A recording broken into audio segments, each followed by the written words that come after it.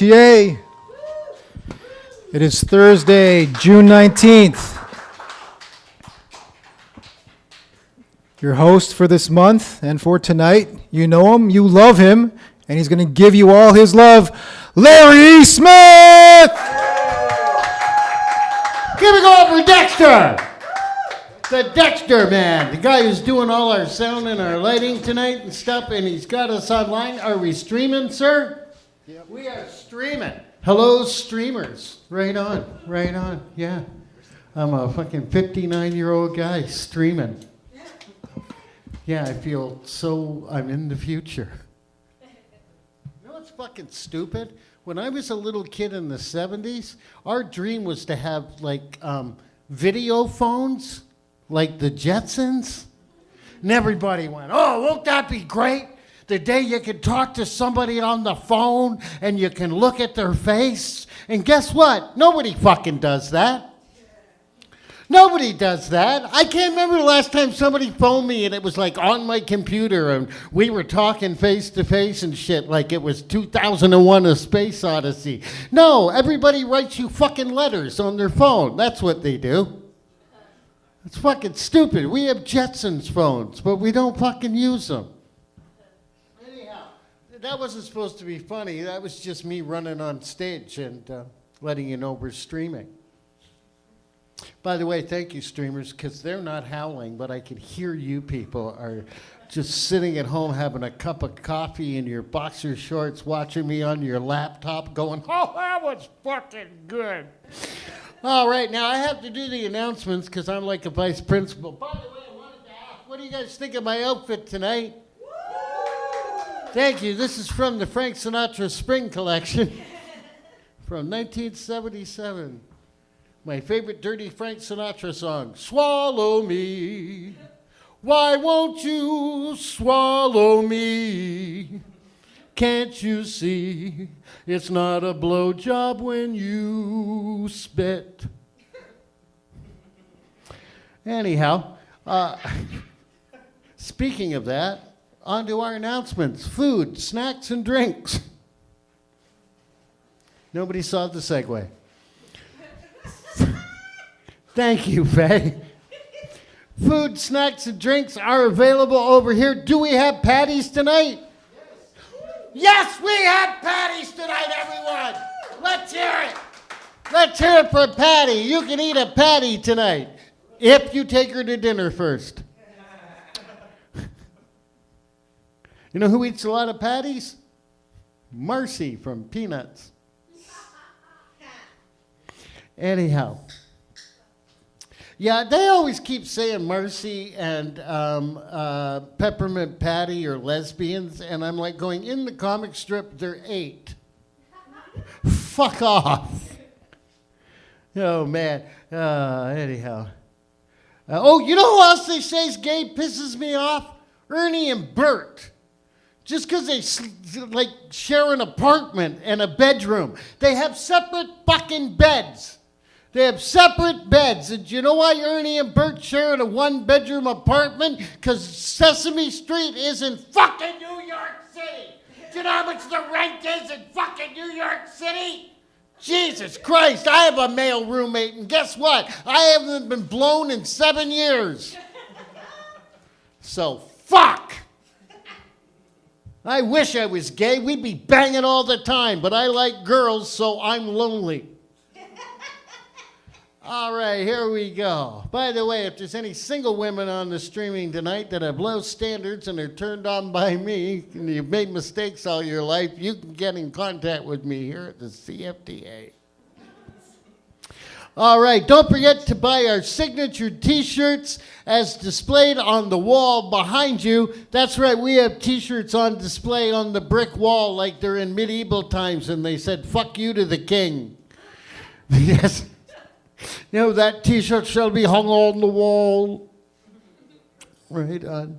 Yeah, we ought to do a night one night where we just chain up the audience. All right, here we go. Next thing. You know what I love about these announcements, Dexter? What? You know what I love about these announcements? It helps me kill the whole fucking first 10 minutes. Next on the announcements, because you know, if I was Greg Drabowski, I would just come up here and fucking read them and then yell at everybody. But no. Yeah, I love Greg. Greg's one of my favorite comics. Greg. All right. Anyhow, here's how Greg Drabowski. People streaming, you'll know him. He's famous. He's been streamed on here. Yeah, so go back and look. It's in the library of shows that have been done here. You can see Greg Dabrowski. And Greg would come out. He would do this announcement like this. Okay, look. They've got cameras.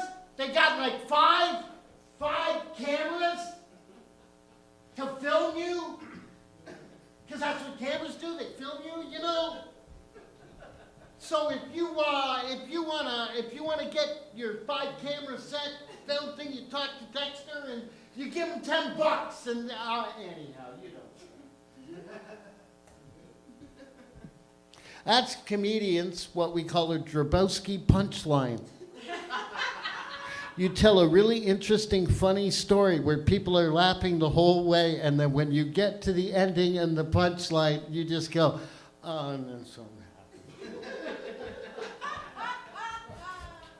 Greg's like you have a great journey and then you get to Disney World and they went, we closed it. The trip was great, but the end, kind of like sex with me.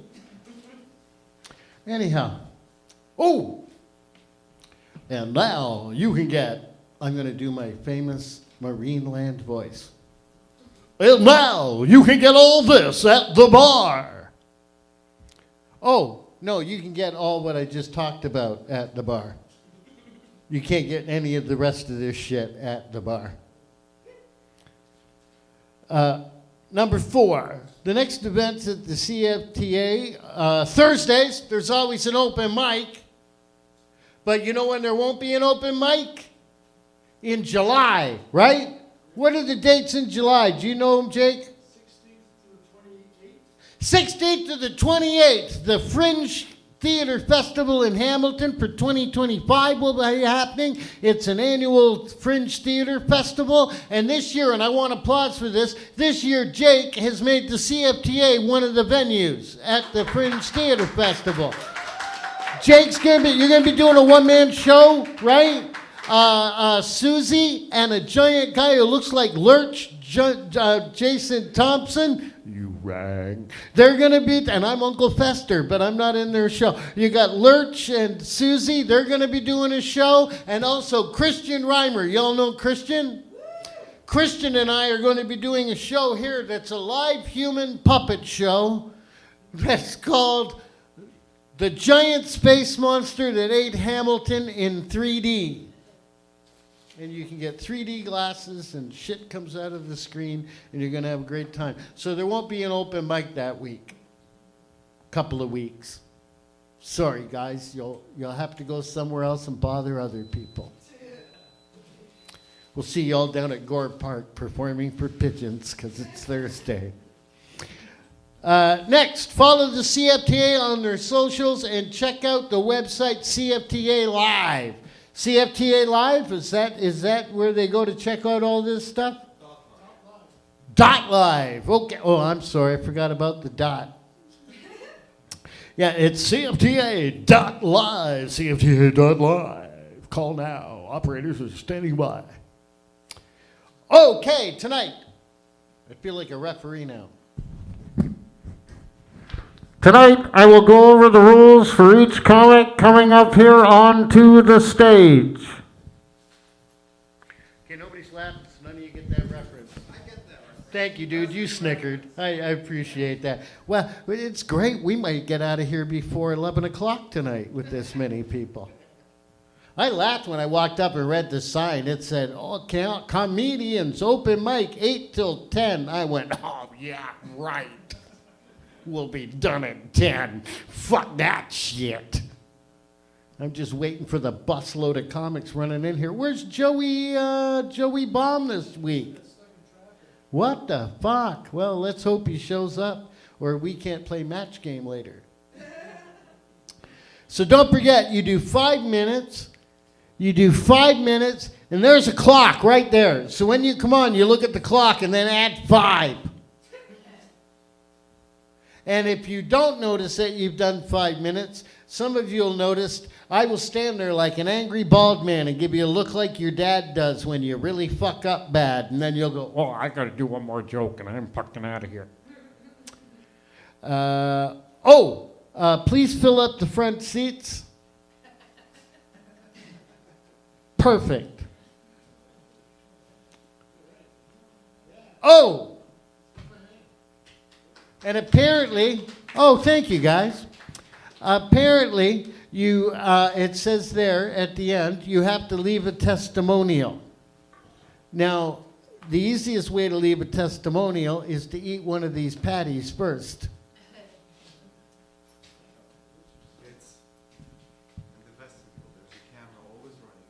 You're telling them to leave a testimony in the vestibule. It still sounds like we're talking about taking a shit. Yeah. No, I'm just joking. To me, it sounds like, it sounds like something a British person would say if they didn't want to tell you they were going to the John to take a shit. They'd go, oh, I say, if you'll excuse me, I'm about to go give a testimonial in the vestibule. Going to leave one in the vestibule. Yes. So don't forget on the way out, that's fucking cool. We can get reviews during our Fringe show of people on the way out, and they can go, fuck, that Larry was great. Right on. Okay. Well, we got a lot of comics tonight. Before I bring everybody up, I just want to ask, is everybody happy that the fucking Stanley Cup is finished? By applause? Who's happy it's over? Yeah, I'm happy it's over. Like, fuck, you know what? I just found out Canada has got a new bill in Parliament that they might have to make the yearly calendar 4 months longer so we can get an entire hockey season in and under a year. Like, what the fuck? Football makes sense. Football goes for exactly 6 months. That's it. And guess when they play? Every fucking Sunday. So you can plan. And guess what? They have a fucking Super Bowl. So you can go on that particular Sunday, we're going to eat, drink, and be a bunch of fucking idiots. There you go. Fucking Stanley Cup, you don't know which night to throw your fucking party, do you? You don't, because it could be tonight, could be tomorrow night. I don't fucking know. Fucking Stanley Cup is the girl of fucking championships. That in the World Series. I like something you can manage like that. Plus, I fucking hate hockey because I was born with a birth defect. I'm a Canadian who can't play hockey. Oh, yeah, I can't play hockey. My dad was pissed. I was born, doctor slapped me on the ass and went, oop, he's an ankle skater. My dad was upset, and plus hockey violence when I was a kid in the 70s was out of control. And I don't mean on the ice. I mean, I played at Scott Park. Most of the violence happened from your car into the rink. Son, dodge the bullets. Hold on to your hockey bag.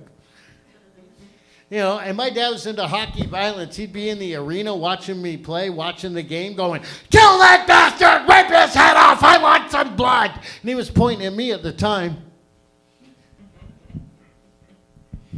Yeah, you know what pissed me off about hockey? I was talking about the expansion. They expanded into the States and all that bullshit.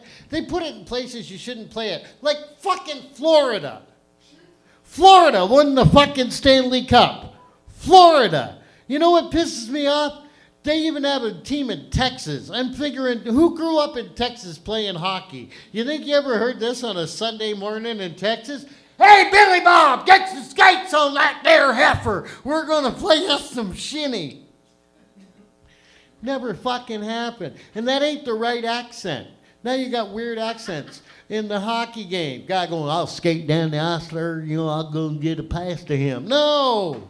You want like a Canadian accent, like a guy going, so like we did our best day, but like it didn't go the way we thought it was going to go, so, we're going to try harder next time, eh? It's all about training, teamwork, oh. Or you want some fucking French-Canadian guy going, yeah, I was out on the ice there, skating down with my friends side by each. I go to pass the puck to him, there he is, gone. anyhow, the hockey stuff's gone over really well. I have to think of a way to get you guys to laugh before I bring on the first comic. The first comic actually has the same name as God.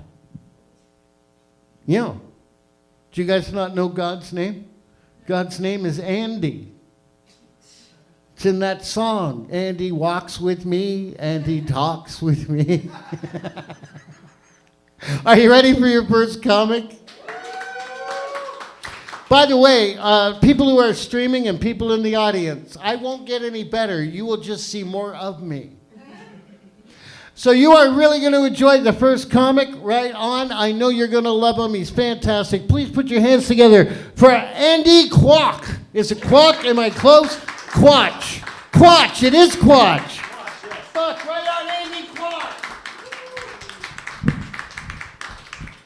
Thank you, Larry. Good to be back at CFTA. These lights I remember fondly. I see my eye floaters better than I see the audience. So my friend will ask me how the show went, and I'll be like, wow, they just couldn't stand still. So you guys know those folks who follow you around and then they preach about Jesus, you know, Christian missionaries? Something interesting I've noticed is that I've never seen a female Christian missionary. And I'm not a very religious guy, but that's about the only way to get me invested in that, really. Like, she'd be trying to get me to follow Jesus, and I'd be trying to get her to follow me on Instagram. All right. In the Bible, you know, Moses parted the sea. As for me, I'm trying to part her legs. And if you see the way I am, both are biblical feats. I'm the type of guy your girlfriend tells you not to worry about, and she's right. Yeah, in the Bible, you know, God got Mary pregnant. For me, I'm just trying my best. So, yeah, missionaries, they follow you around. I've been imagining, like, how far could I get them to follow me if I just kept the conversation going?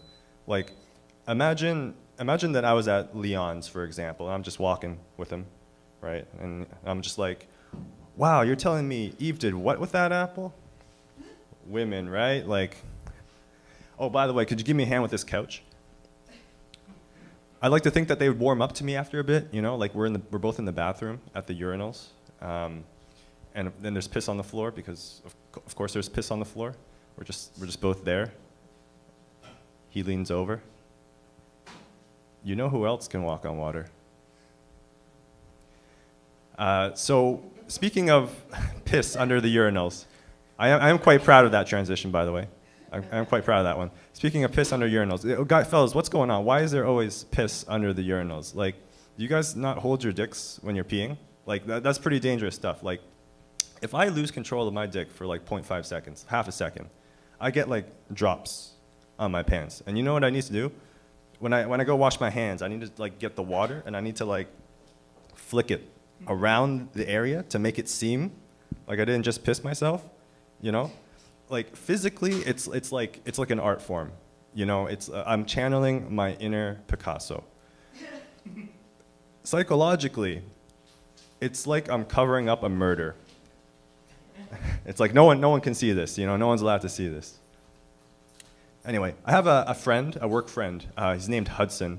I crashed at his place one evening, and I woke up in the middle of the night and I went to the bathroom. I flicked the lights on, and everything is purple. So it turns out he has purple lights in his bathroom. So then I talked to him the next day. I'm like, Hudson, what's going on? Why do you got purple lights? It's like those lights at the club, you know, when they don't want druggies to be shooting up in the bathroom. They have the colored lights. That's what it is. And he's like, oh no, it's for the plant in the bathroom. And so I check the plant in the bathroom. Plant's there. I come back to him. I'm like, hold on, wait, Hudson. Last time I checked, plants don't shoot up in the bathroom.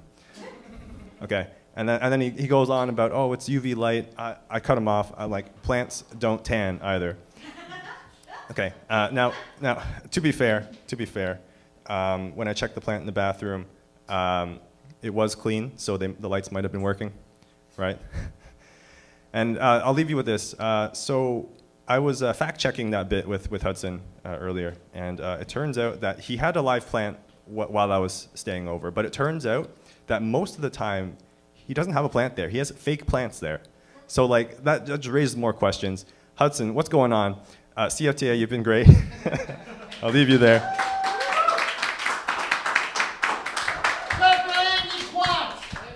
Andy Quatch, and that's what I was going to say, and then I overcompensated and went quack, because I thought maybe your dad was a doctor. Thanks, Faye. You know what's great when it's a small crowd? You people streaming may think I only got one laugh, but I got about 30% of the audience, so fuck you. You can't see it, but I'm killing. I'm just killing one person at a time. Like a serial killer, one at a time, not a mass killer, serial killer. And I'm going to be funnier now because I went out and I smoked a joint. Another joint. Joints make everything fucking better. I'll tell you that, man. I get mad though. I go to bars with my friends and I don't drink anymore. You know what sucks about not being able to drink anymore? Now I can only fuck people I like. It's the other reason I haven't been blown in 7 years. So anyhow. Yeah, sometimes it's me who's going, no, thank you. Anyhow, you know what I mean? I'm not that interested. I know I got bad teeth, but you got bad everything. So anyhow, what I was going to say was, when it comes to pot and booze, I like pot better than booze. I'll tell you that much, because when you get high, you don't get in fights. You get drunk, you want to punch your buddy out because he wore a sweater you don't like. You know what I'm talking about? You know, or he won't hug you. You ever seen that fucking drunk guy? Hey! Give me a hug! Give me a hug! Oh, you don't want to hug me? You don't want to hug me? Fuck you! Fuck you! I'm sorry. I'm sorry. Give me a hug. Yo, fuck you! You don't get that with stoned people. Like, I saw two buddies get in a fight at a fucking party when they were stoned at a backyard barbecue this week. Fucking killed me. They had music playing, and then it was on a CD. A lot of you remember CDs? That's what they were playing in the backyard. And somebody had to go, take the CD off because they had it on repeat. And the third time it played through, these guys are like, hey man, this is the third time we're playing this. You should go change it. I don't wanna. Come on, man, go change it. No. Come on. No. Come on. No. That went on for 2 fucking hours. And there was my one buddy sitting in the chaise lounge on 18 mushrooms going, fuck, somebody better break up those penguins before this gets ugly. The other best thing about difference between pot and booze, before I bring Gabby up, because I know she's going to do such a ladylike, genteel set for you, I tell you that much. I'd like to tell you, ladies, if you want good oral sex tonight, this will get you in the mood for Abby. If you want good oral sex tonight, you go home with a stoned guy. Don't go home with a drunk guy. You've seen drunk guys eat. You ever seen a drunk guy eat? It's like, hey, pizza, pizza.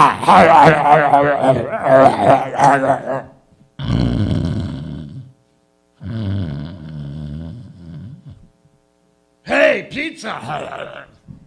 You ever seen a stone guy eat a bag of chips? It's like, hey, chips. I like chips.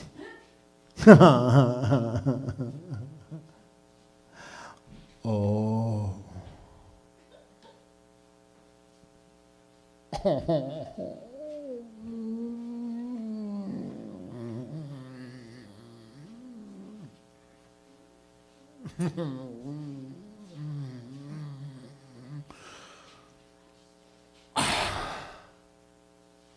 Oh, hey, look, chips. My point is, the stone guy will stay down there for hours, ladies. Because one, I find the pot kills the pain in the back of my neck. And every guy knows what I'm talking about. Girls think you can be down there forever. Fuck you, that's muscle and bone back there, right, man? You ever wanted to do this in the middle of oral sex? Just say, you know what? Fuck this, I'm getting a glass of water. You know what I'm talking about? Fuck, and by the way, if you want me to find your clitoris, shave down there. If you wanted me to find a penny, would you chuck it in the bushes or toss it on the cement? That's all I'm saying. But anyhow, the other thing is when I get down there and I'm stoned, not only is it killing the pain in the back of my neck, but my mind wanders, so I don't get bored with just licking all the time. But my body will keep doing it, but my brain's doing this. It's like bonanza. Hopefully somebody on streaming got that joke. Okay, here we go. Yeah, I'm down there, my mind will wander. Be like, tomorrow, what was I supposed to do tomorrow? The sun will come out tomorrow. Bet your butt. Groceries? Am I getting cheese? I like cheese. Why is my tongue doing that? Oh, yeah. All right, ladies and gentlemen, now I've warmed you up. Are you ready for your next act? I went to look for my notepad. I don't even need it. I realized I don't need it because I know who you are, and you're very talented and fantastic. Here she is. She's talented and fantastic. Ladies and gentlemen, Miss Gabby Watts.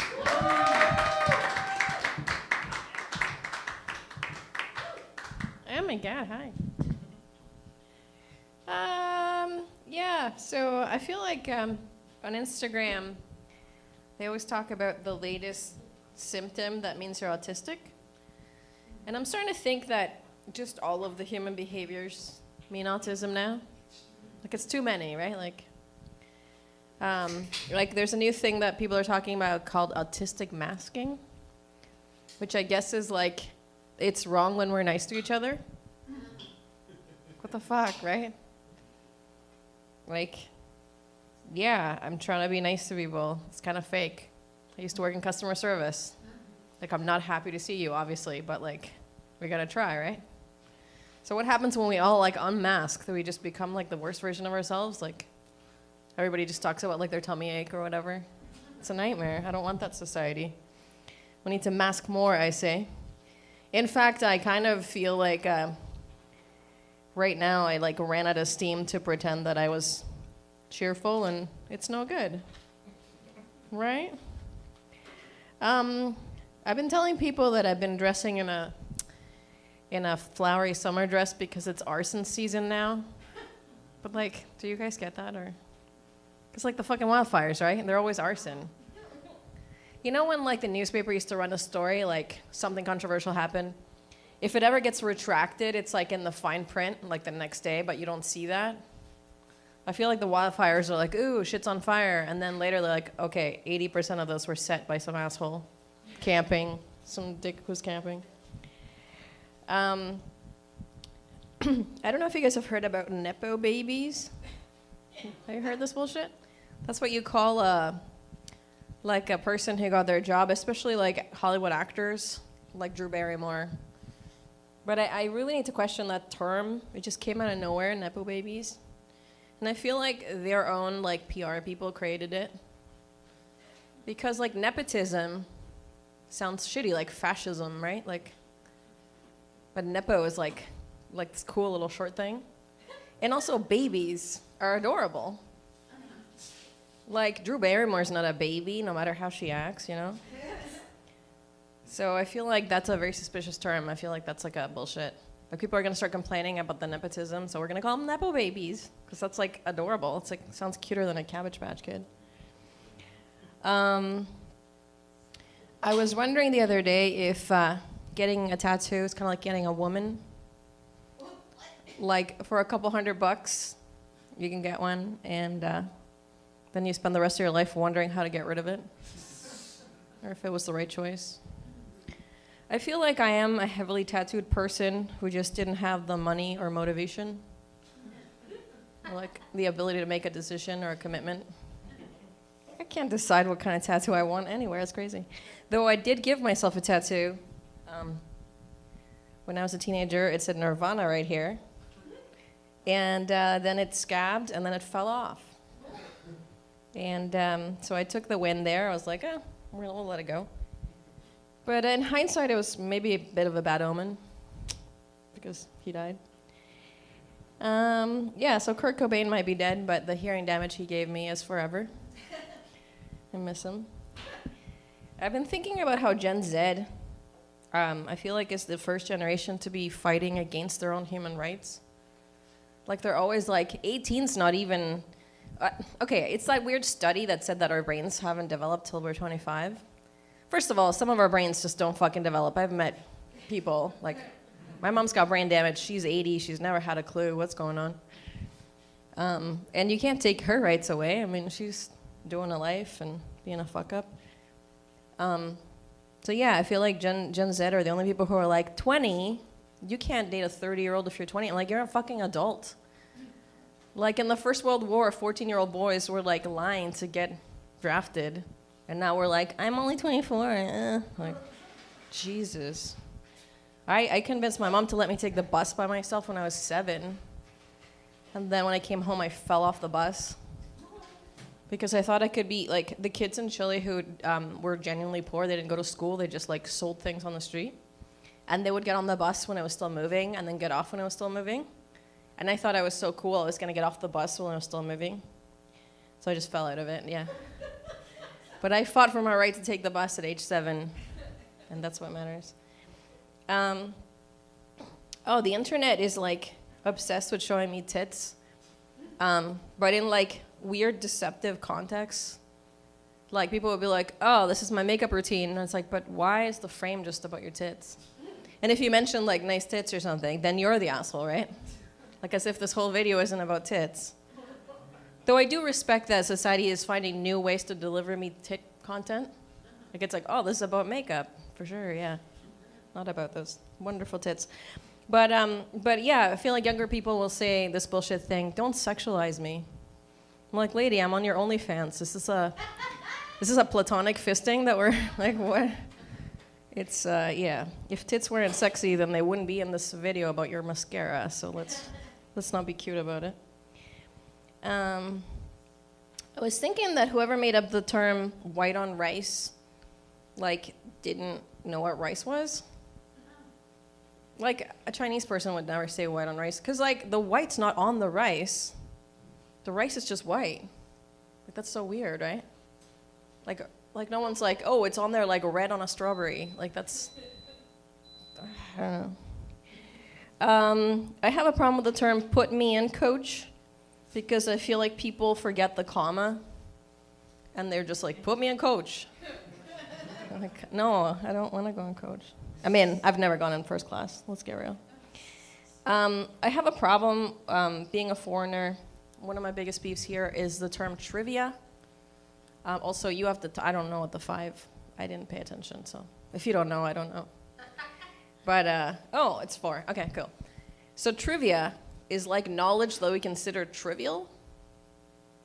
Like the capitals of countries. Like, we think of knowledge as being mostly like extra things that we shouldn't really know. Like in Chile, we call that general culture. And we expect people to, like, know a bunch of stuff. And then here we have Jeopardy, where people are like, look, this weirdo knows something. It's really so strange. It's kind of like how when I moved here, the gifted kids were in a class, and it was called the gifted class. Like, they're not gifted, they're just, like, slightly smarter than these other kids. What's the gift? It sounds like the X-Men, like they didn't have telekinesis or anything. I was thinking about this song. Oh, it smells like, I hope it smells burnt, or maybe I'm having a stroke. Yeah, I'm gonna eat something later. I was thinking about the song by Britney Spears called Work Bitch. You know that one that's like, you want a Lamborghini, you want to eat linguine, you better work, bitch. I always thought it was, like, really cruel because she was still under that conservatorship where they just worked her like a horse. And I was like, this is just what they tell her in the morning, you know? You better work. And people are disturbed by Britney dancing on the internet. But it's only because she's, like, 42 now. You know, she was always just dancing, spinning around like a little... Do you guys know, like, the organ grinder and the little monkey? Or is that, like, a really dated reference? I don't know. What should I tell you to stop? Yeah, so I was talking to my friend about the different kinds of hand soap and I was saying to him, there's always like the clear one and the white one, or as I like to call it, regular and jizz. But I wasn't sure which is the jizz, because jizz can be kind of clear, kind of white. So I thought I would do like a Pepsi challenge. I bought both of them. And I figured that the one that I wash my hands with that makes my hands feel clean is the soap. And when I wash my hands and my hands feel, amazing, then that one's the jizz. All right, thank you guys. See you later.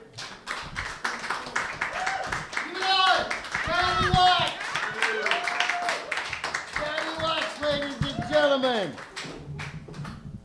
Right on. She was talking about tattoos. I have a tattoo. It's on the inside of my thigh. It says, if you're reading this, thank you very, very much.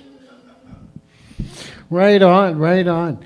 Great stuff. She also talked about tits. I want to let all the women here in the room tonight know that tits, boobs, whatever, men don't like them for sexually perverted, disgusting reasons. We love them just because, damn it, they're cute. They are. They're cute. Come on. They're cute. They're like big, small, whatever. They're cute. They're like Smurfs. They're like small and cuddly. They're like Smurfs. Fuck you. They are like Smurfs. There isn't one guy in this room hasn't wanted to roll over in bed one night and go, la, la, la, la, la, la, la. But don't fucking do it, because I did, and you end up out in the street naked going, come back. It was a joke.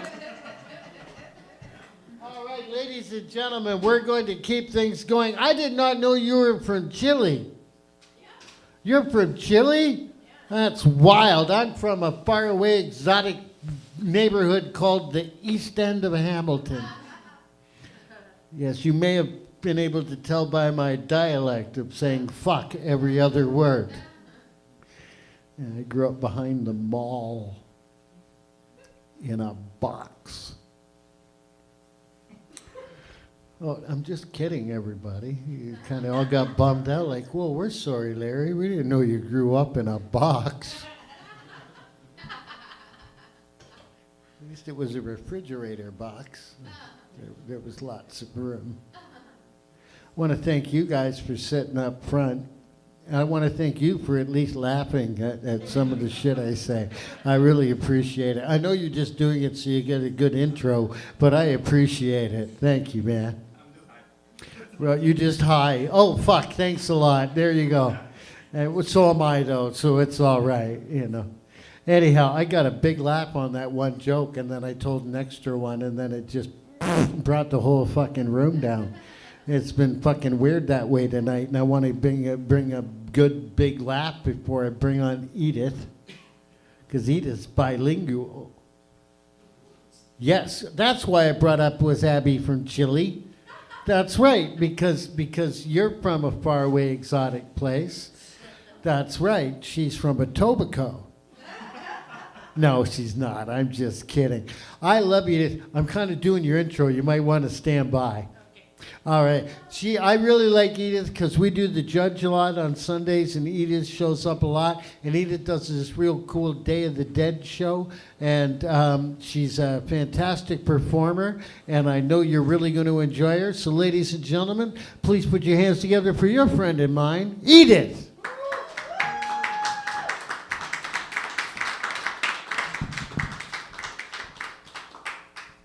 Thank you, Larry. So this is an open mic, right? Okay, so I want to know which topics to develop for my comedy accordingly to my Canadian audience. So you are my Canadian audience, and I will ask you, for example, I have a joke about the second. Do you know that our stomach is our second brain? They discovered that we think with our brain, but also with the stomach. Yeah, yeah. Yeah, well, they said that. And so I'm wondering if we need a psychologist for this too? Like rectum, how are you doing? I don't know. But that's one topic that I want to develop. I'm worried about the twerking. Do you know twerking, the dance? Dance that I cannot do. But the generation that do twerking, or whatever they say, however you say it, when they get my age, what will they dance? I don't know. They won't have fun. But that's my second topic that I want to develop. Growing pains. You know, you grow, you have pains, but I still have pains, and do they stop?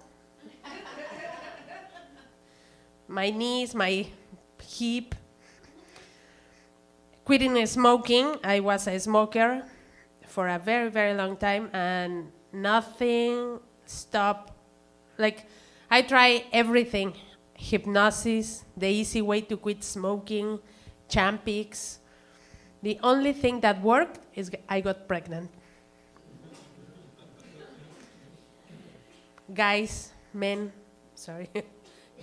Maybe try a way to get pregnant. Maybe just try to get pregnant, even knowing that you won't. Successful life. Oh yeah, success. What is success? What does success mean in life? I think when you are like 3-year-old or like 1-year-old, walking is already a success, right? Then you get teenager and have a boyfriend is a success. Yeah, my first boyfriend. At this age, success looks more like, well, I always dream to have like a Ferrari or have a mansion, but no. Success for me now is like sneezing. Well, when I sneeze, don't pee. Or cooking and that tastes delicious. Or success means a lot of things for depending of who you are, I guess.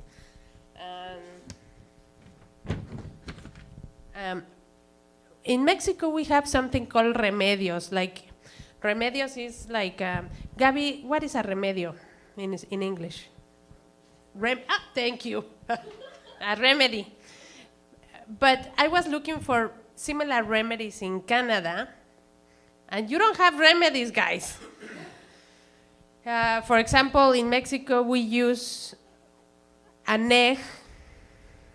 When you feel bad but you don't know what's going on with your body, they grab an egg and they pass it to you all over your body.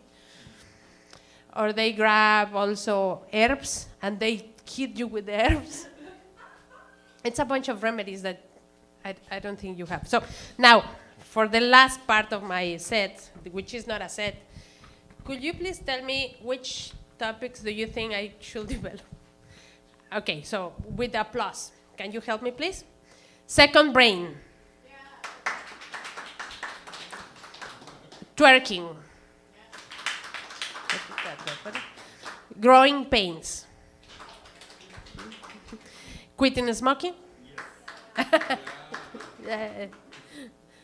Successful life.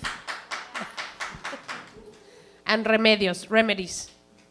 Ah, okay, so you like the twerking, successful life, and quitting smoking. All okay. Thank you. Thank you, Leo. Ladies and gentlemen, we'd like to thank you all for coming out today to participate in Edith's marketing research. Please fill out the forms and you can get a cookie and a juice on the way out. Great job. One more time for Edith. Yeah, did you really just quit smoking, Edith? What? Did you really just quit smoking? No, no. But No. I quit smoking. No, we're comedians. We always fucking lie to tell the truth. No. I smoked for like 20 years. No, really? Yeah. I quit smoking. I used to smoke because I was suicidal, but I was lazy. But yeah, that's why I used to smoke Players Light, because you got that calendar on the back. It told you how much time you had left. But they kept giving me more time, so I thought I was getting better. But I quit smoking because I'm suicidal, but I'm lazy. I tried committing suicide other ways. It's not easy. Like, I was going to slit my wrists, but I'm a chronic pot smoker. So every time and you got to run a warm tub if you're going to slit your wrists. You need a warm tub like the Marquis de Sade or the ancient Romans. Yeah, I read fucking books. I know things. So you got to run a warm tub. So I'm going to slit my wrists. I run the warm tub, but I'm a chronic pot smoker. So I smoked a joint because that's what I do every time I run a warm tub. So I smoked a joint, now I have a warm tub. I didn't slit my wrists. I put on some Floyd, lit some incense and candles, had a wicked fucking evening. Also, you can't commit suicide. Like I was going to hang myself, but it took me 8 months to find a new apartment that had an exposed beam. Well, you can't hang yourself if you don't have an exposed beam. I tried with a ceiling fan, but that just means 3 weeks later EMTs are cutting you down and you're hungry and dizzy. You know, fuck, man. Like, Jesus Christ. If I really want to commit suicide, I'm going to go to Delta Bingo, Yellow Bingo, and not fucking have it. Yeah, 19 octogenarian women will tear the shit out of me like fucking jaguars on a gazelle. Right on. Now, here's what's cool. Edith, I know, has a last name, but she didn't put it on the list because she's, like, so cool. I thought you would just know my last name, Larry. I'm so fucking famous. Because we're streaming now. Yeah, for the new guys that came in, thank you very much. Good to have you. This is our Thursday torture, known as the open mic at the CFTA. Wicked. And what's cool is you found out you could sit outside and watch it like it's on TV. That's what I like. I love hosting here. I'm hosting all month, right? And I love hosting here because I can sit outside, smoke a joint, watch the comic, and then know when to go back in. The problem is I just smoked a joint, so sometimes I think it is on TV, and I'm waiting for the fucking host to come on. And it's fucking me. All right. Now, our next comic, I also didn't bring up the book because I know who this next guy is. He's here every week. He works really hard at his stuff. He's every week. And just like you, Edith, one fucking name. No last name. Ladies and gentlemen, here's the man with no last name. Please welcome Dante.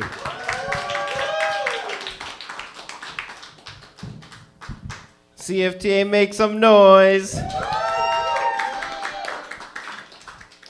Sick. Yeah, my name is Dante, or as my friends call me, The Weekend if he never made it. When my friends see me walking towards them on the street, they're like, oh my goodness, here he comes. Here comes Thursday afternoon. The other day, my friend lost his phone. I'm like, oh, don't worry, dude, I'll call it for you. I found it in the couch cushions. I pulled it out. It said, call from the work week. Fuck that guy. What else? I don't want to brag or anything, but like, you know, I used to get hand jobs from a girl that knew sign language. I'd be like, babe, can you tell me a bedtime story?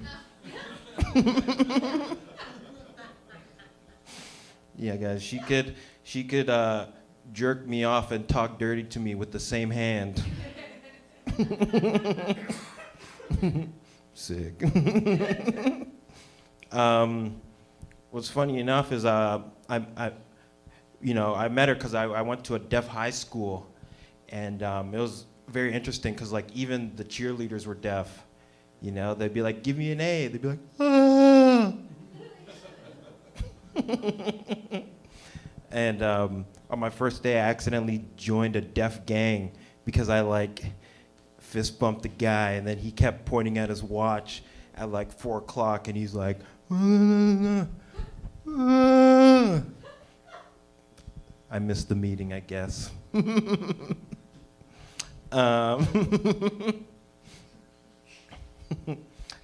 Here's an observation I found. You know, I've never seen an Asian person with a dog that's bigger than a stovepot.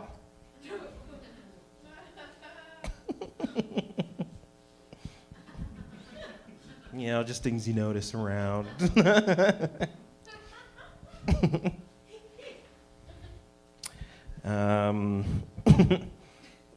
for a day job, I produce podcasts. And I recently started working on this podcast for disability awareness.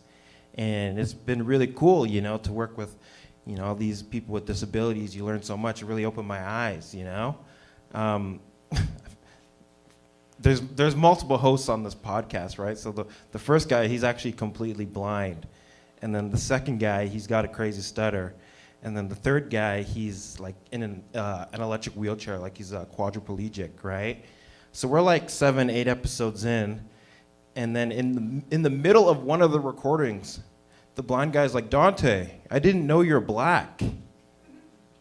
I'm like, that's fucked up. You're blind. Everything you see is black. I asked him, I'm like, yo, man, you ever seen Daredevil? Is that like your favorite superhero? He's like, no, I never seen it. I'm like, you're right. You know, it's crazy is when you go out for drinks with the guy that stutters and then you find out that he's an attempted racist. You know, like you give him a few drinks, a few shots, all of a sudden it's na na na na na na na na na.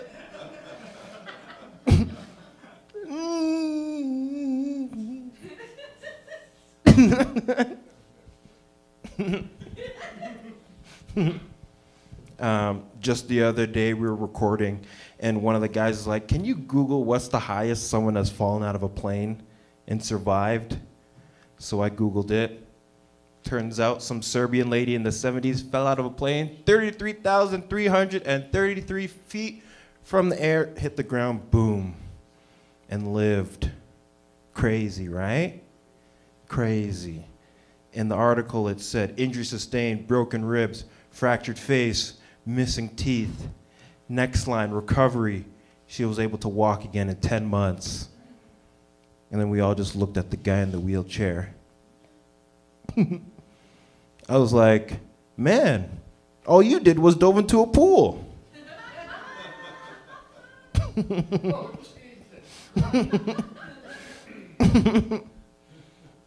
In the last line, it said lasting effects. She did, however, have a permanent limp for the rest of her life. Dude in the wheelchair was like, man, what I would give to have a limp. I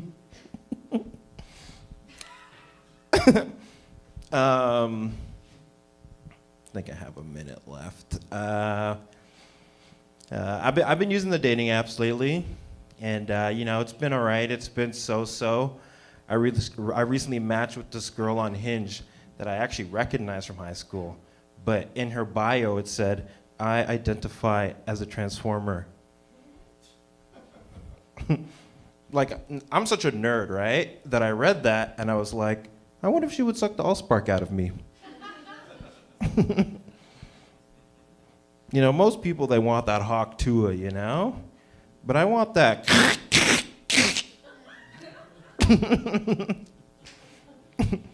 When we went out on our first date, I said, hi, my name is Dante. She said, I am Sloptimus Prime. Stupid. Anyways, that's my time, guys. Thank you. Let's hear it for Dante, the biggest user of the Mattel porn site. I want to watch them robots fucking. Right on, right on. We've had comics come in and add themselves to the list, which means we have 2 more people in the audience and 2 more comics on the fucking show. Right on.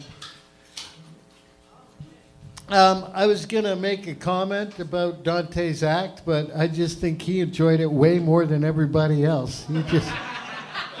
I've never watched someone enjoy themselves and laugh at their jokes so much, just fucking like, oh, I'm fucking hilarious. But that's the way to be, dude. You know what I mean? Trust me, when I whack off, I'm the world's greatest lover. That's right. Women, you can't be offended by jack-off material. God once meant to jack off. That's why our arms are exactly that long.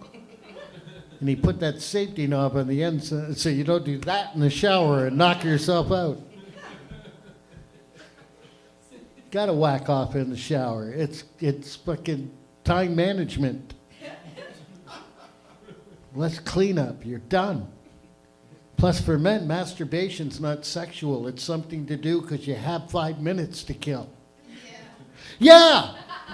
Yeah, guys, jack off. We know it's going to take us no time at all, especially if you put somebody new from the bank in your spank bank. You know, or somebody you saw on the bus or something. You get home, done. You know what I mean? Your buddy's going to be late picking you up for golf. You got the time. I used to whack off, get stoned, go golfing. I had the best golf games ever. I'd lose my ball in the rough and not give a fuck. I'd be in there for 3 years taking a stroll. All right, ladies and gentlemen, our next act is also this is the night of one named people. That's right, you better be ready. Just because you've been the only one laughing at everything I've fucking done doesn't mean you're special. You got that? All right. Well, look at that, you with your notes. You really know how to piss Larry off, don't you? Fucking notes. Yeah, I can read. It's just I've been doing comedy full time for 36 years now, okay? And I started fucking 40 years ago. I've been getting paid for 39. And let me tell you something. Early 90s, if you brought notes on fucking stage, they'd fucking kill you. Seriously, the other comics would grab you like a puma. They'd grab you like a pack of pumas and go, what the fuck are you fucking doing? But you fucking new Gen Z and millennial kids, you're all up here going, let me do my comedy for you. At least you're not reading it off your phone. I saw a guy one fucking night. Fucking believe this. He's doing fucking comedy on stage. And he's doing it off his phone.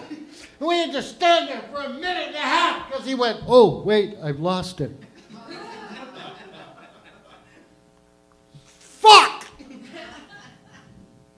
But I'm glad to be here as the older elder statesman and be so nice to you open mic people.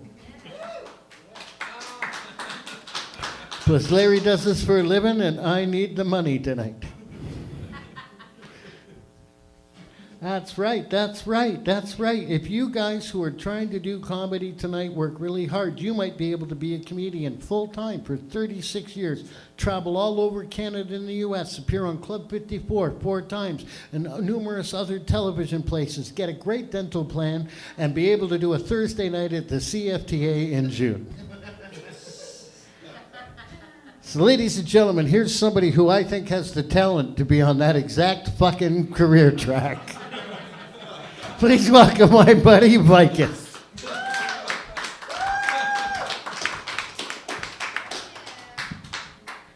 So, hi guys. I'm pretty new to this, so I googled how to do stand-up comedy, and 6-step guide came up.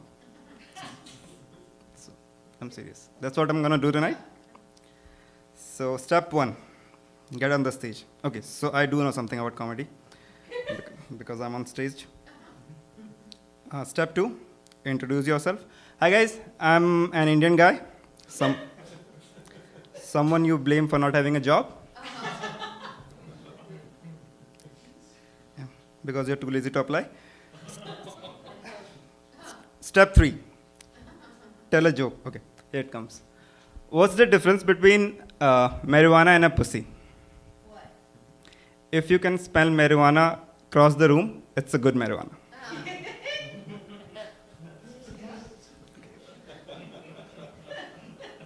Not that good joke. Okay. Step 4, insult someone.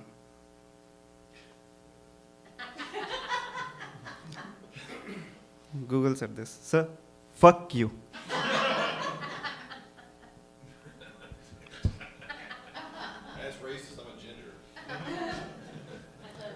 Blame Google.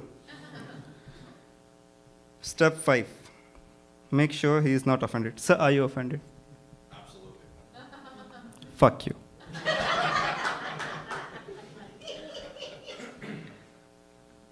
How many siblings do you have? 1.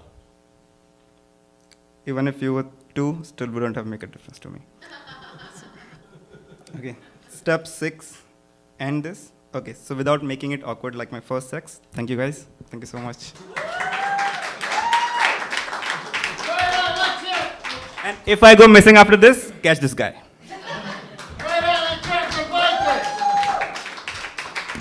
Let's hear for Vicus, the only person where I have to go. No, it's 5 minutes. You got to do fucking 5 minutes. Instead of, get off! That's great, man. And then you had to make me look bad. I come up here and I bitch about the comics with their notes and shit, which means I've alienated 2/3 of the fucking room. And then because I see you with notes, and then you come up here and it's not notes, it's your fucking bit. You fucking asshole. That's a really good bit. Let's hear it for Vicus. That's right on, right on. And if you didn't have to pick on somebody who was also a fucking comic, that other bit might have worked too. You know what I mean? That's right. And he's a ginger. Don't piss off gingers. They've had enough bullshit their whole fucking lives. Gingers and girls named Tanya or Tanya. Yeah, if you want your daughter to grow up to be a bitch who corrects people, name her Tanya. Some of you know what I'm talking about. You ever met a fucking Tanya or a Tanya? You get their name wrong once, it's like, it's not Tanya, it's Tanya. Fuck off. Your parents should have put more consonants in your name, you stupid bitch. So now on with more happy comedy. This is the second to last person, no, it's the third to last person who will only come up here with one name. There will be a one-name person after that, and if you were on the list, you're one ahead of where you are because the guy who makes patties here went and put his name after this name, so he's on after that guy, and I'm not going to argue because I don't know what the pecking order is here, and I want to get fucking paid. But the person who was supposed to be next is next. I hope they're standing by. They have a real cool name. They have a name like you'd have if you were in a fucking soap opera, not a shitty name like Larry. I looked up Larry online. You know what it said? The meaning of Larry is the Latin word for the sound a duck makes when it's choking. You don't believe me? You choke a duck, it'll go, Larry, Larry. You choke a chicken, it'll go, ah. So ladies and gentlemen, here to be very funny. Oh, it's you. He is a very funny guy. I know you're going to enjoy him. Please welcome Chase. Thanks, Larry. Thanks, CFTA. It's been a minute. For those of you who got here late, this is going to seem super random, but you're just going to have to bear with me for a second. Bert and Ernie may not be gay, but every time you've seen them, they've had a man's hand in their ass. Oh, and the Christian missionaries, I always wondered, because they always show up to a village and they build a church, and has nobody at those villages been like, churches are cool, could we get a hospital? And they're like, this is a hospital for wishes. I just paid off my student loan. Yes, thank you. But it was bittersweet, because that's like easily my longest relationship by like 15 years. And so now my girlfriend and I have decided we're going to have a kid because then I can have something else I can just put money at every year and never get anything back for the rest of my life. We are trying to have a kid, and my buddies are like, trying's the best part. And I was like, no, because before it was the best part. Before it was like, let's have sex because we want to. Now it's like, let's have sex because it's August 5th and that's the day we're supposed to have sex. If you had asked me earlier, like, hey, what's your sex life missing? I wouldn't have said spreadsheets. I'm going to piss you off here, Larry. I'm going to look at my phone because it's been a minute, and this is an open mic. I'm working on new material. Oh, so the girlfriend came with cats, and what I've learned about cats is that's like having your own advanced interrogation team move into your house. They wait for you to fall asleep, and then they wake you up again by screaming in your face. They wait for you to lull, like a good interrogator, they'll lull you into a false sense of security, they'll make you like them, and then they'll slap your hand away and start yelling and scratching at you. We've also, because she's not from here and Hamilton has a charming ambiance about it, I've put all the weapons in the house on her side of the bed. So like if anybody ever breaks in, she's heavily armed. But then it dawned on me the other day that that leaves me with like the 4 pillows I need to sleep. And so somebody's going to break in. I'm going to be like, you are prepared for the most enjoyable beating of your life, sir. And we have a dog, and she was like, the dog will do something. I'm like, yeah, if the guy's afraid of shit, the dog's going to be perfect because the dog's going to shit on him and then run out of the room.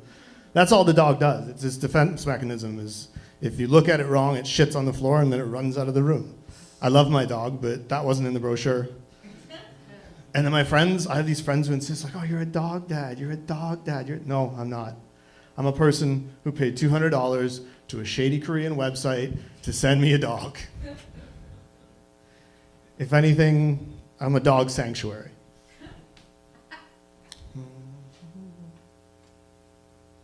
Oh, I saw an app the other day that it told you when you're supposed to wake up. And I thought that's neat because now I can know when I should have gotten up after being at work for 2 hours already. And, and my buddy was talking to me about, I like reality shows. My favorite used to be The Great British Bake Off. I haven't watched it in a long time because my favorite contestant's no longer on it. It was a German guy. And he was really awesome. He was a really sweet guy. He like played the tuba and had this like really cute little family. But one day he was putting muffins in the oven and he like looked down. He's like, good luck in there. And I was like, oh fuck, there's 4 words a German can't say in front of an oven.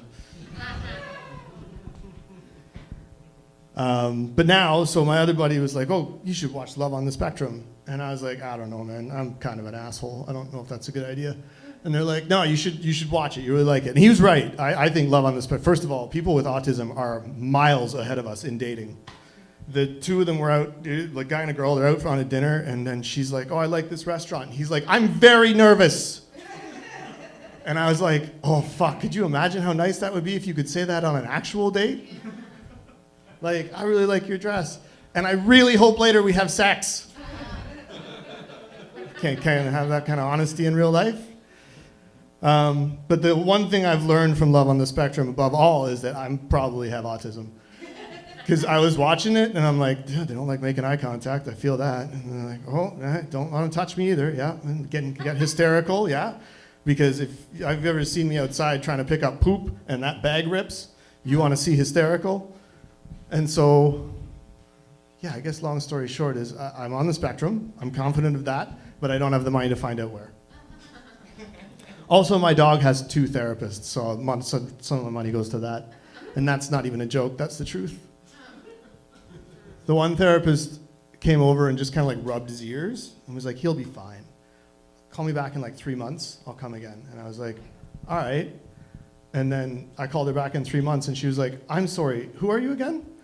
I was like, yeah, I thought this was a scam. The other guy, I will say, was good. He was from BC, so we FaceTimed therapy, which was like, I'm Zoom therapying my dog right now. I've gone too far. But he said, approach the dog sideways, don't make eye contact, and just like gently rub its butt. So now I treat my dog like a secretary from the 50s. All right, guys, that's all I got. Thanks. Keep it up for Chase. Keep it up for Chase. That is, man. That's a cool fucking name, Chase. Sound like you should be on the soap opera The Brave and the Bold. It's Chase and Ridge and fucking Cliff. They're all named after fucking actions. I'm Dash. I'm Skip. I'm Chase.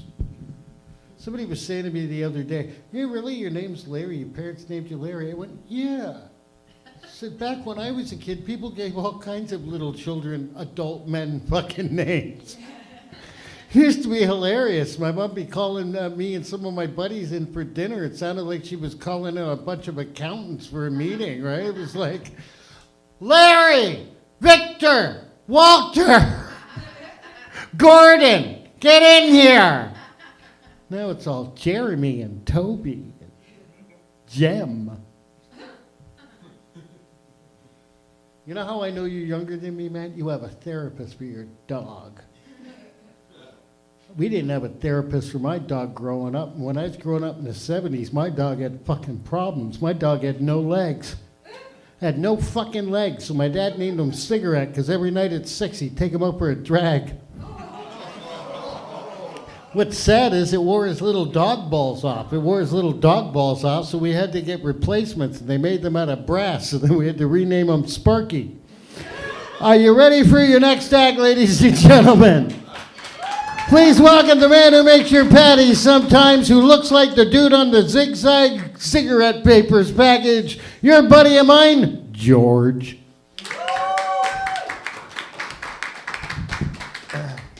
Happiness makes me sad. I don't like happiness. I think it's a shitty emotion. Anybody happy by a round of applause? That's what I figured. Yeah. I think happiness is very shitty. It's a very shitty thing because happiness is always the thing that like life gives you before something fucked up happens. You know, like I'll give you examples. Like for example, the Leafs in the playoffs.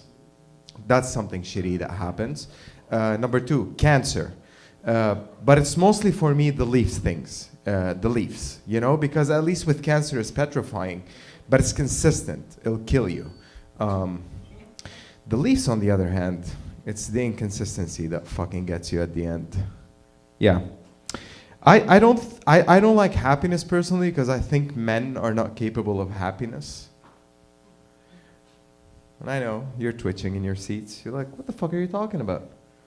I know some men who are happy. Yeah, these are gay men. I think gay men are the only people on this planet who are capable of feeling pure, undisrupted joy.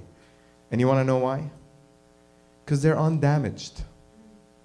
They've never experienced women.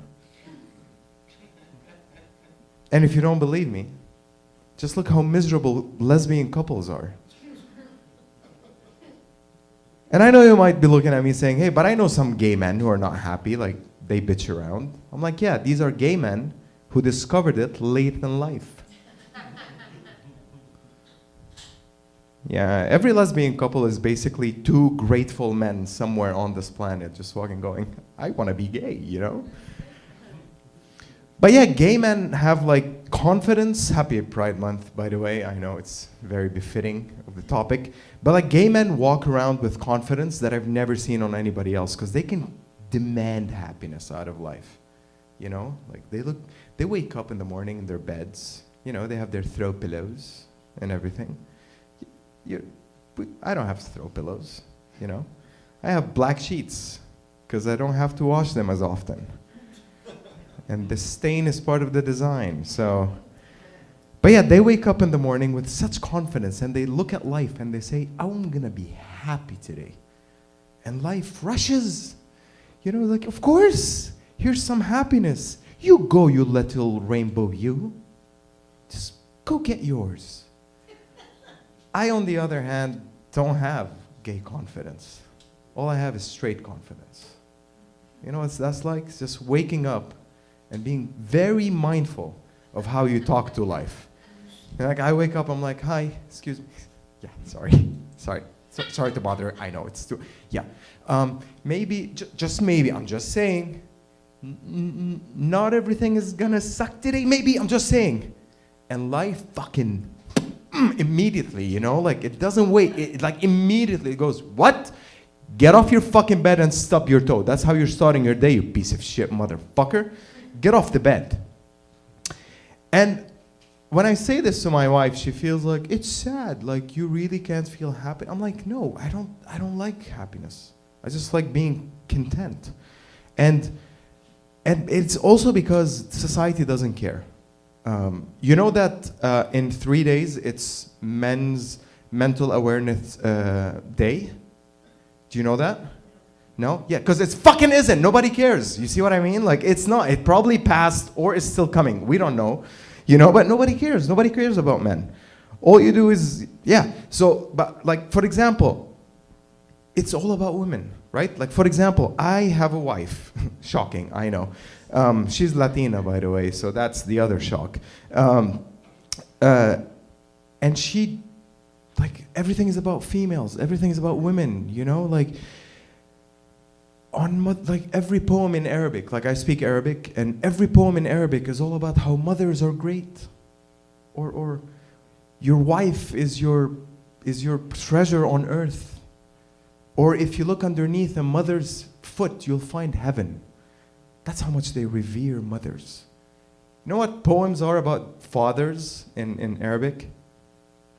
They don't exist. Literally, it's like, oh, fuck them. We're not writing any shit about them. So, like on Mother's Day, for example, my wife and I, we have 3 dogs, no kids, for many reasons. None of them has to do with my penis, nor her vagina.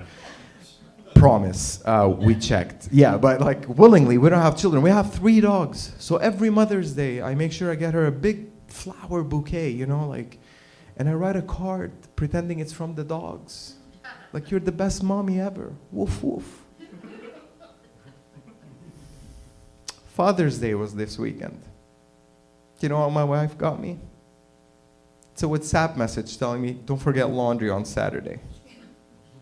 That's it. Nobody cares. But that was my time, guys. Thank you. I've been George. Let's bring back Larry.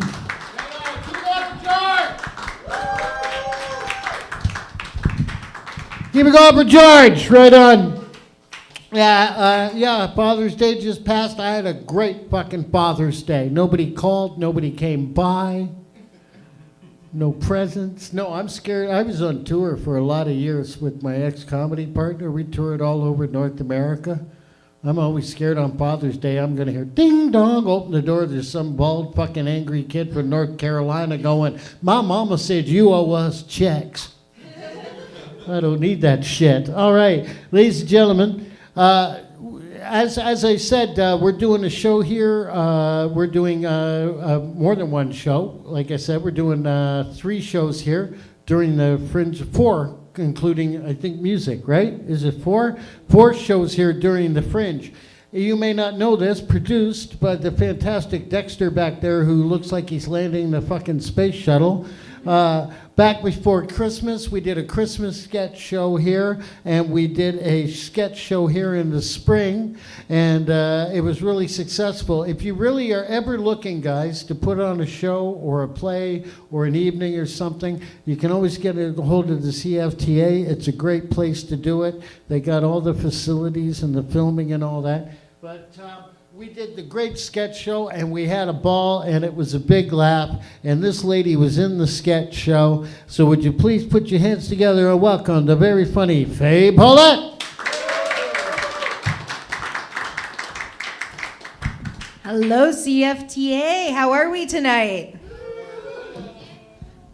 That was really cute. Yeah. I feel like a kindergarten teacher right now. She's like, how are we? My friends, no, that is not how we interact. Gentle hands. Oh my goodness. Oh, what a night. I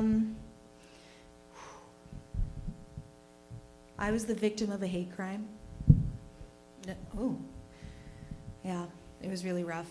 My boyfriend brought me a spoon because I asked him to, and it was a big spoon.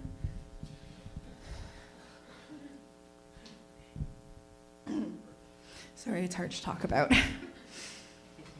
And, you know, if you're sane, little spoons are superior and the only spoon. And I was like, this is a fucking hate crime. Like, why would you do this to me? And he was like, Faye, this isn't a hate crime. And I stopped and I was like, to quote the very quotable Michael Scott, I fucking hated it.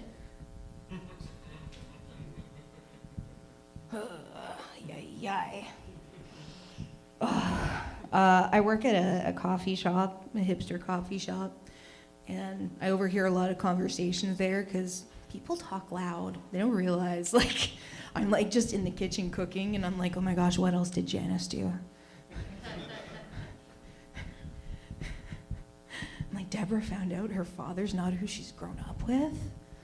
Oof, oh my gosh. I overhear a lot of things. This week, I overheard some girls talking, and they're like, oh, I've never had a chin hair.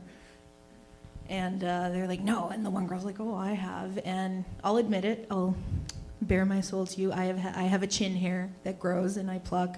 But I've given my boyfriend the job of, like, if he sees it, to pluck it. Because, like, I don't want it. And the other day, it grew in, and I was like, okay, Gregathan, get over here. Do your job. And He did it, and then he proceeded to pluck 3 more hairs. And that was a fucking hate crime. Because I hated it. I was like, that was rude. I didn't even know, but also I'm grateful. So, mixed feelings. It's rough, all these hate crimes. During Pride Month, nonetheless. Oh my goodness. A little Pride Month trivia for you. Do you guys know what a pansexual group is called? It's a polygon. That's true. That's not a joke. It's polygon. No. Fuck! Damn it! No, it's not a polygon. It's a polycule. Damn it! Oh man! Oh.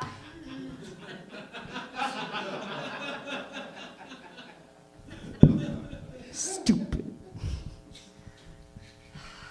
Okay, we're just gonna move on. So kids are crazy. Does anyone here have any kids? I forget, I think. Yeah. Kids are dope. I think it's really exciting when, you find out, especially, I'm not a mom, I'm an aunt, though. And I think finding out your siblings are, with child, or their partners with child is, so exciting. It's a whole new part of life. And, it's kind of scary, though, because I'm the youngest of 3. So I'm the youngest of 3. But I'm also the youngest of all the cousins in my family. So I've not been around a lot of babies before this. So it was learning curve for me. Just I don't know, you can't just walk up to them and dap them up or anything. You can't really talk, small talk's impossible. They just stare at you like you're an idiot. Rude. But it's kind of scary, you get handed the baby and they're like, oh, she just ate, maybe burp her, and you're trying, but it's I don't want to hit the baby, right? And then a grandma takes it and she's like, no, you gotta really get it, and she's just giving it to that thing. And they're just like, no, it's fine. It's grandma.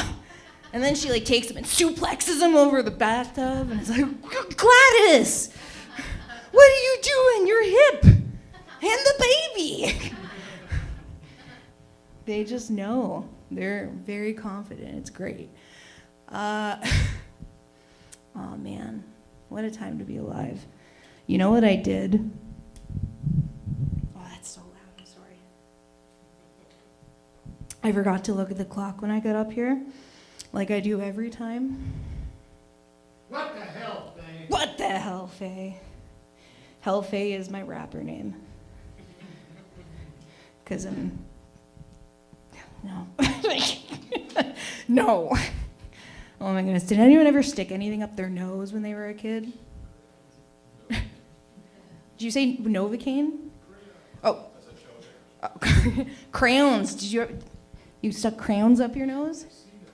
You've seen it stuck up the nose. Anyone else? No? Okay. Me neither. Lego. Who said Lego? You got Lego stuck up your nose? A 3x1? Dang, were you trying to scratch an itch? No, I think I was too young to have Legos still in my nose. That's why there's a warning in the box. Yeah, no, as one does. You're like, oh, this can fit up there? Cool. Playtime. I at a young age, I got a bead stuck in my nose for reasons that will not be talked about. I put it up my nose. It was a fun game. And anyway, I had to go get it taken out. We had to go to the hospital because couldn't get it out of my nose, and I thought they were gonna use these really, really long tweezers that to a 2-year-old look like they're this long. But they just got my dad to plug the other side of my nose and blow into my mouth, and it literally bing! And it was like a pinball machine, because it was just bing, bing, bing, bing, bing, bing, bing, bing. And then it tripled over, and then it started singing. But then, so my dad kept that bead, and it's still in a vial. My mom has it now, because he planned to give it to me on my wedding day. So that's fun. So someday, I will get that bead, and it will be magnificent, and it will go home up my nose. I have been Faye Paulett. Thank you so much. We're going to bring back Larry Smith. Thank you. Thank you, Faye. I didn't want to interrupt your act. The only thing I ever stuck up my nose was some Coke in the 90s. I never done coke. Last thing this brain needs is a fucking jump start. Giving me coke is like giving a squirrel fucking caffeine. By the way, I have another announcement. Tomorrow night here, there is a writers' open workshop, open mic, like a writers' open mic of poets, songwriters, fiction writers, all kinds of writers. So if you're a writer and you want to come out and you want to read what you write, but out loud, because otherwise it's not fucking entertaining. If you want to read what you write, come on out and do that tomorrow night. Suddenly I feel like the guy on Cable 14. Hello, I'm Larry Smith, and these are the community highlights coming up for this week in the Halton, Niagara area. There's a pie sale in Stony Creek for the ladies' auxiliary. 2 licks of their pie for $1. You can eat one if you pay $5. Thank you, dude. Oh, fuck. Yeah. Gabby can come up here and talk about cum all she wants, but I make one pie joke. And I'm a fucking misogynist. Well, ladies and gentlemen, you have to be very nice.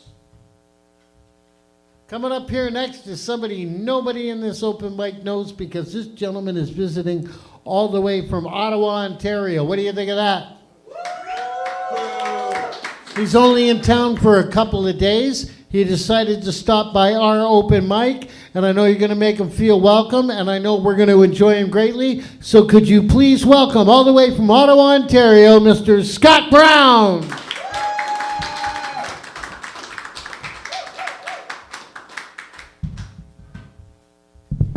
Hey everybody, I'm Scott from the land of the fuck Trudeau flag.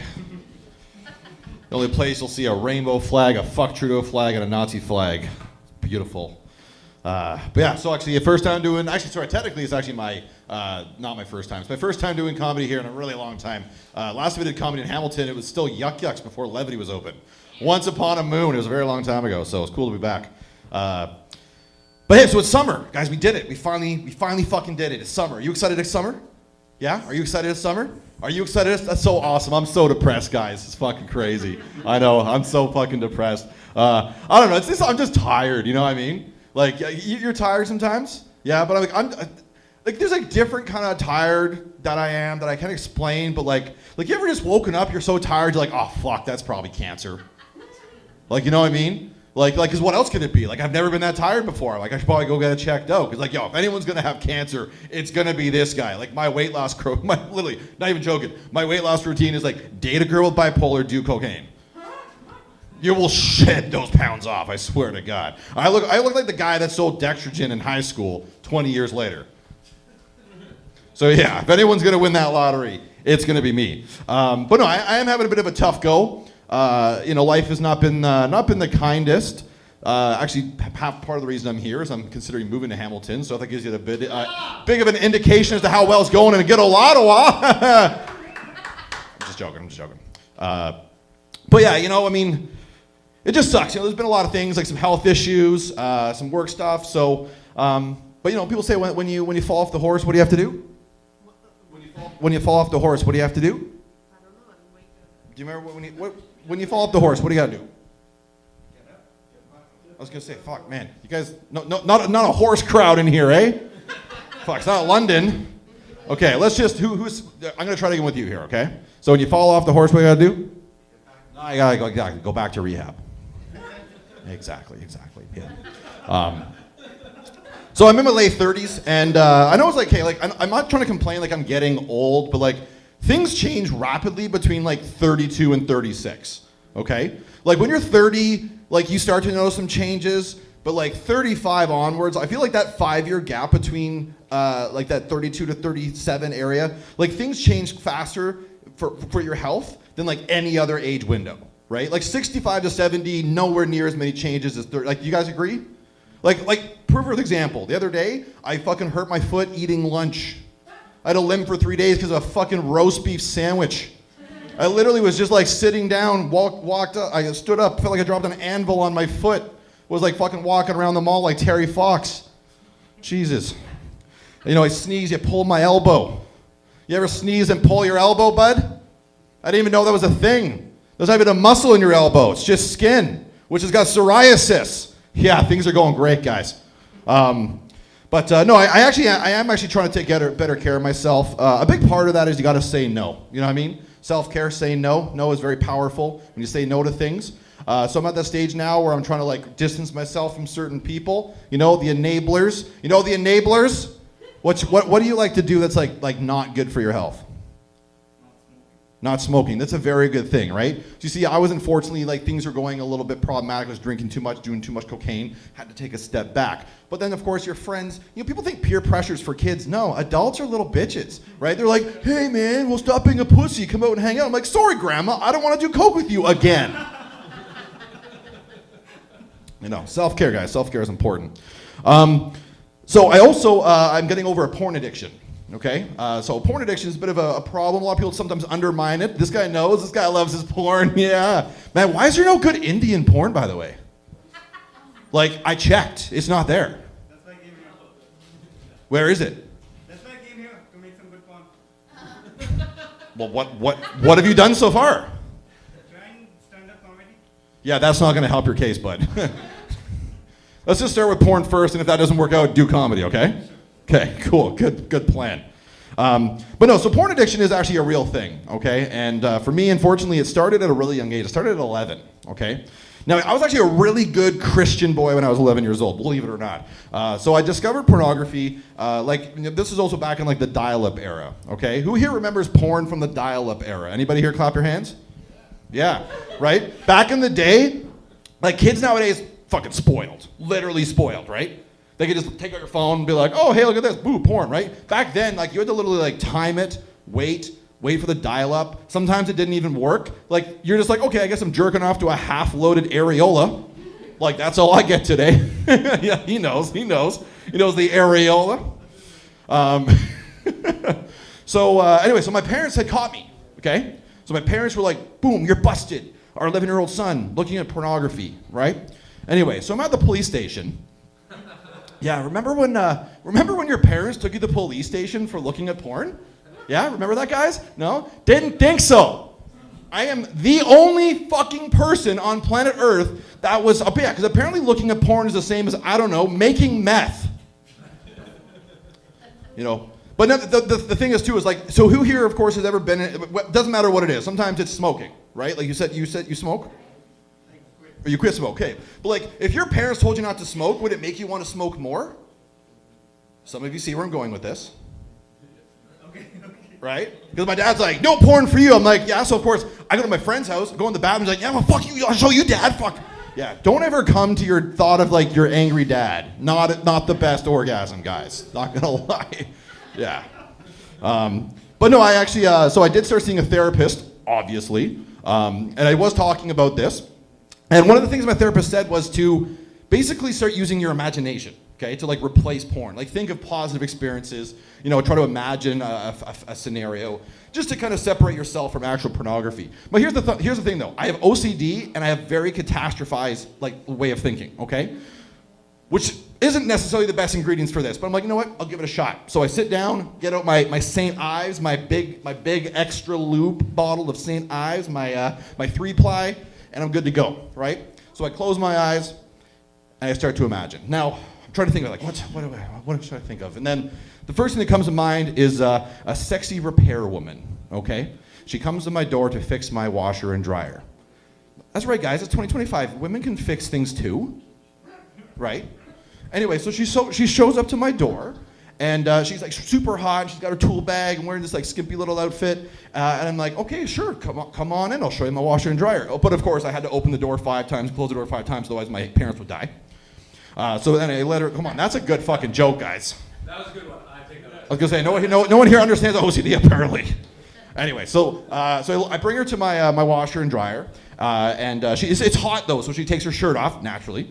But the thing is, I have a top loader, so the thing is, she's like trying to fix it, but she gets stuck. But her legs are like, you know, like when spaghetti doesn't go all the way in the pot, and it's just kind of sticking out. Yeah. So I'm kind of like, okay, well, like, so what do I do? You know, like her pussy's like here. You know, like I can't really. So I got a step ladder, guys. I got a step ladder. So I'm like, you know, but I didn't seem very sturdy too. So I was like, okay, so maybe I'm trying to pull her out, but she's stuck. Anyway, so I'm like, okay, maybe I'll try eating her out. So I take off her panties, but it didn't smell. I got some baby wipes, wipe her off because the germs, you know. Anyway, so you can imagine how hard I am by now. And my therapist is like, okay, we're out of time. All right, guys, that's my time. Thank you so much.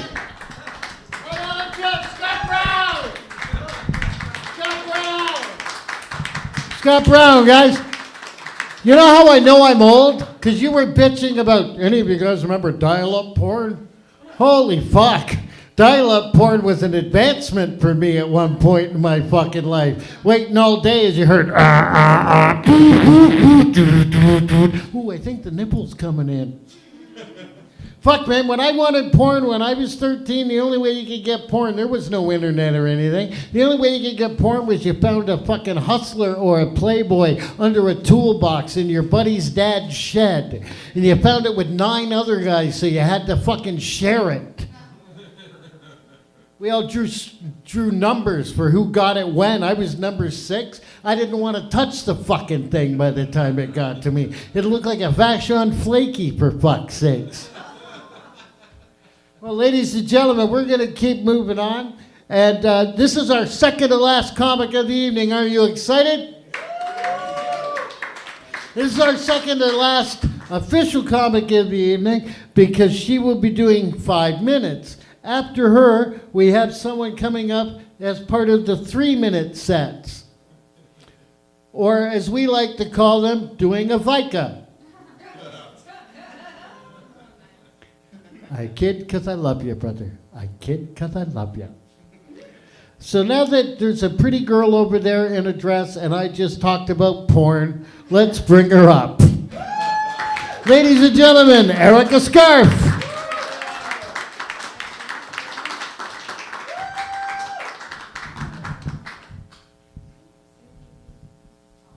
Hey everyone. Did you guys enjoy the abundance of like disabled jokes tonight? I really like Dante's disability impression, so I'm here to do my racial portion of the evening. I'm just kidding. I'm not gonna do that.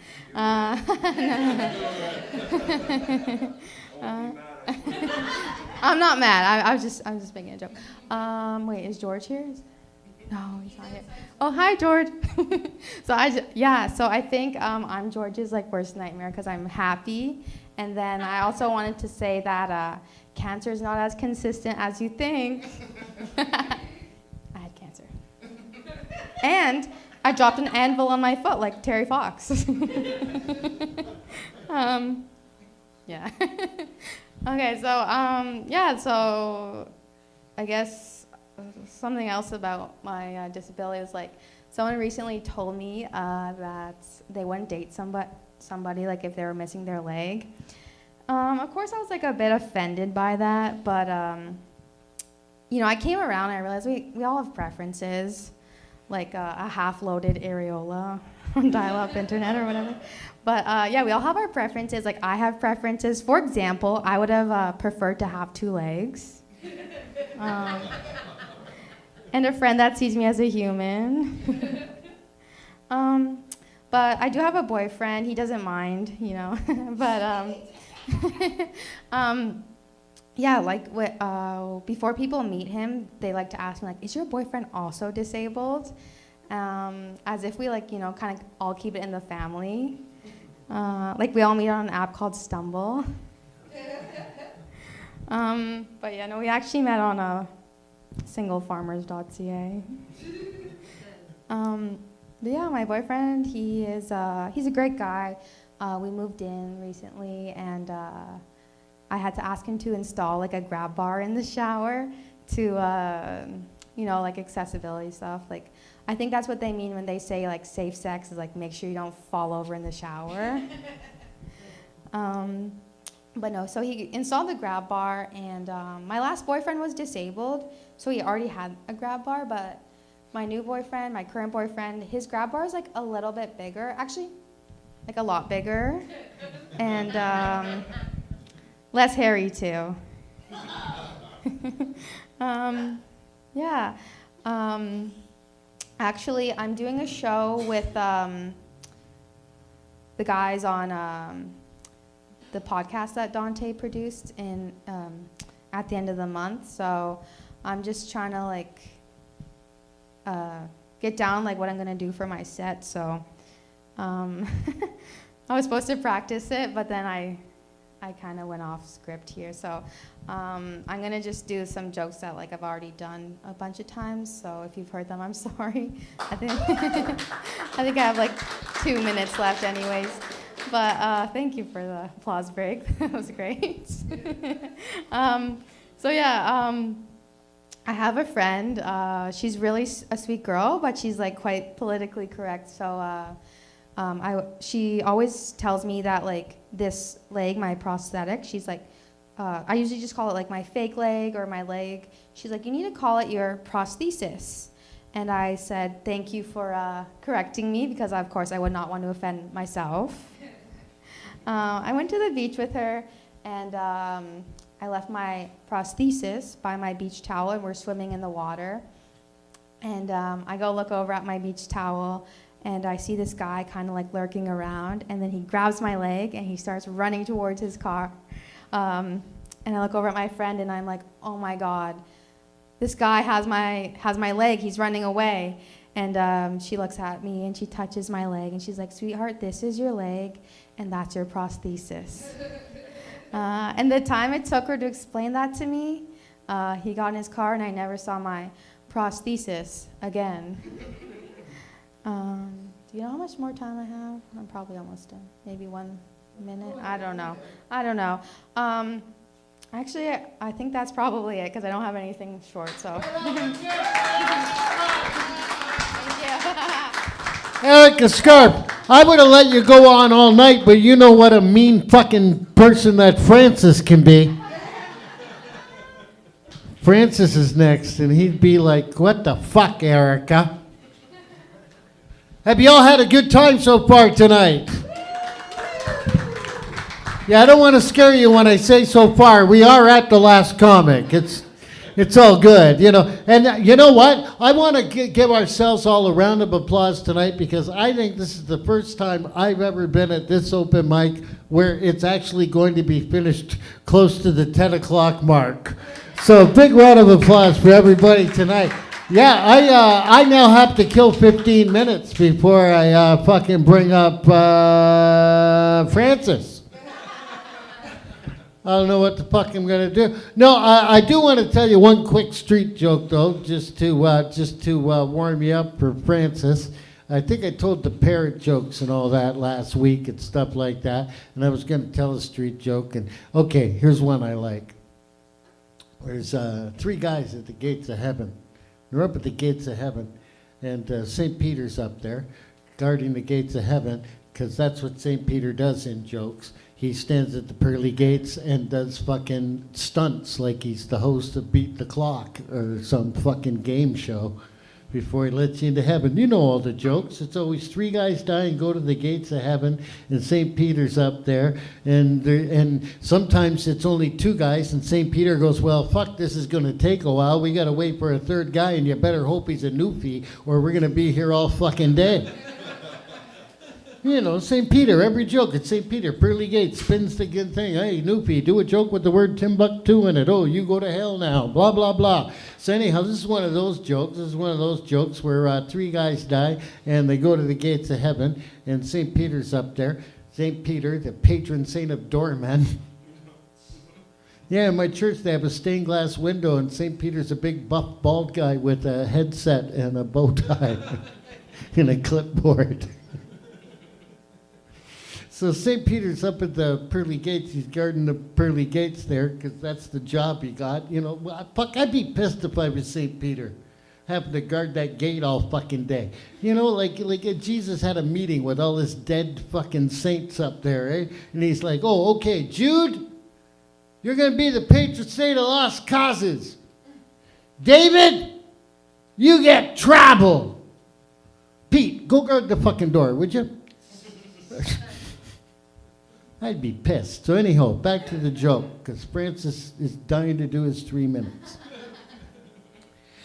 St. Peter's up there, 3 guys are dead there. He says to the first guy, he says, before I let you in, I got to find out how you died. How did you die? And the first guy goes, well, I was on my way to work, right? And I realized, oh, fuck, I forgot my wallet. So I turn around, I'm going to go back to my apartment and get my wallet. I'm coming into my apartment, and I'm hearing fucking grunting and groaning coming from the fucking bedroom. I'm like, oh, that she's cheating on me. That bitch of a wife of mine, she's cheating on me. I fucking knew it. So I kick the door open. I look in there. She's naked in the bed, but there's nobody in the room. I'm like, where is he? She's like, he's not here. There's no one here. You're crazy. And I look over, and I see a set of fingers hanging on the windowsill. So I go over. I jump up and down on him like this. Finally, the guy lets go, bounces off the awning of the building and lands across the road in the park, and he's fucking okay. I was so pissed, I grabbed the hope chest she has at the end of the bed, and I heaved it out the fucking window. And I guess in all that exertion, I had a heart attack, and I died. St. Peter goes, oh, wow, that's quite the story. Go on in. Says to the second guy, how did you die? He goes, well, I live in this building, downtown Hamilton. Every morning at 9, this fucking guy goes to work, and I go upstairs right after my morning coffee, and I bang his wife, right? So I'm up there, I'm banging his wife, everything's going great. Suddenly, we hear a noise at the fucking front door. I'm like, what the hell? She's like, it's my husband. So I go and I climb out the window. I'm hanging there in my boxers by my fingers. Out of nowhere, the guy goes fucking nuts, starts jumping up and down on my fingers. Finally, I let go. I think I'm going to die, but I bounce off an awning. I land across the road in the park. I'm okay. Out of nowhere, this fucking hope chest comes down out of nowhere and fucking splatters me. St. Peter goes, not bad, go on in. He says to the third guy, what happened to you? He goes, fuck if I know. I was hiding in this hope chest. Ladies and gentlemen, let me introduce your final act of the evening. Would you please welcome Francis? Here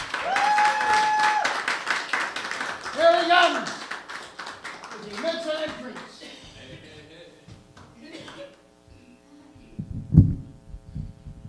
I'm another phone guy, so I'll be avoiding eye contact with the crowd.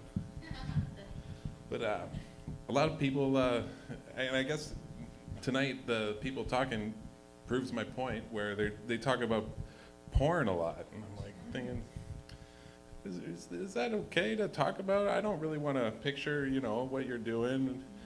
And I get it, like you have porn addiction, maybe it's affecting other parts of your life. But really, I don't want to hear about that, Don't tell me, show me. And don't be modest either. But for real, like, it is true. A lot of these internet subcultures with the men, they're all the incels and the alpha males, which is kind of a funny kind of juxtaposition of groups, But they are all about that semen retention. I think that's pretty weird.